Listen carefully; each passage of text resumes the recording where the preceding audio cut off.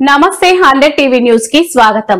Maoist party Orissa రాష్ట్ర committee సభ్యుడు గరియాబాద్ encounter లో 10 మంది నాయకులు అమరులైన 6 ప్రజల కోసం పనిచేసే క్రమంలో కేంద్రంలోని మతోన్మాద బీజేపీ ప్రభుత్వం ఆపరేషన్ కగార్ పేరిట మావోయిస్టు పార్టీని నాయకులను కార్యకర్తలను నిర్మూలించడానికి కేంద్ర ప్రభుత్వ భద్రతా బలగాలతో దాడులు చేస్తుంది।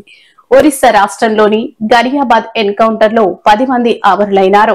అందులో బెల్లంపల్లి మండలం సండ్రవెల్లి గ్రామానికి చెందిన ఒరిస్సా రాష్ట్ర కమిటీ సభ్యుడు జాలి వెంకట్ అమరుడైనాడు।